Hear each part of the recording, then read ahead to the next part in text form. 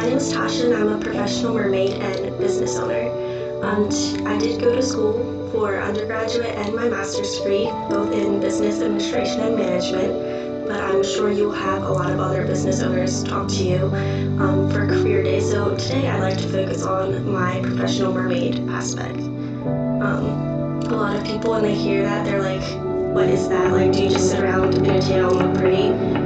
That's what it appears to be from an outsider's perspective, but it's actually a lot more. So we do tank shows. We have 3 different size travel tanks, a 1,000 gallon, a 3,000 gallon, and a 300 gallon that we take around. We also do synchronized swim shows. We do other pool gigs, beach gigs. I run a mermaid camp where I help teach other kids how to be mermaids and how to care for their environment.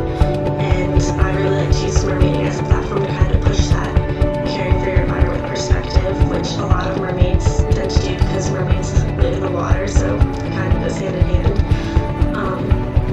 But a lot of things that professional mermaids kind of need in their background to focus on, aside from like the business aspects and event management and that sort of thing, is we like to say that there's 3 kind of steps before becoming a mermaid. The seamstress, because there's a lot of costuming and venue setups and tents and all that sort of stuff that last minute you gotta fix. You can't, be sending it off because you might not get it back in time, and you can't have someone come show up the day of your gig to, sew up the tent.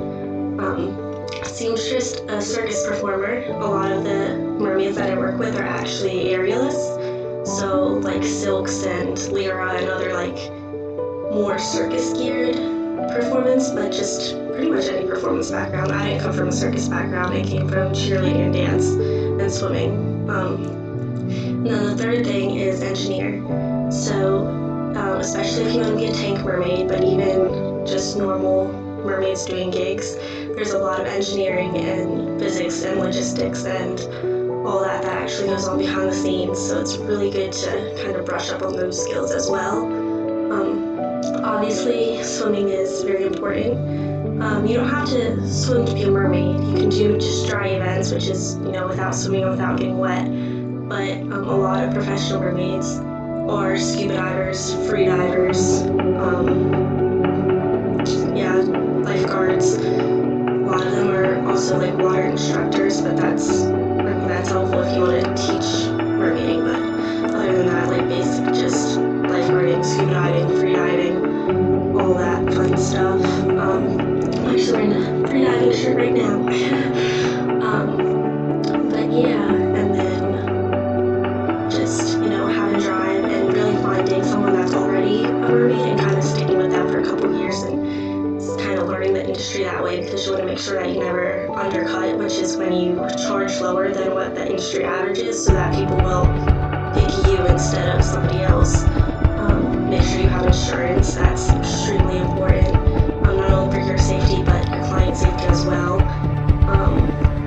And just going out there and seeing what you can do and always learning, constantly learning, whether it's new water tricks, how to hold your breath longer, what's the local marine life situation like, how you can switch from it to be more eco-friendly, just always learning and then incorporating that knowledge into your gigs and kind of what you're teaching people about, because you're a mermaid, you're going to draw attention for both adults and children, so just making sure that you're sending a positive message and that sort of thing.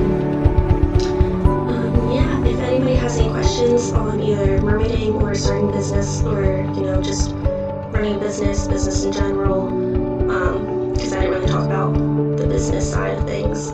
But if you have any questions or anything, feel free to email me, info@mermaidtasha.com. And I'll be glad to get back to you. Thanks.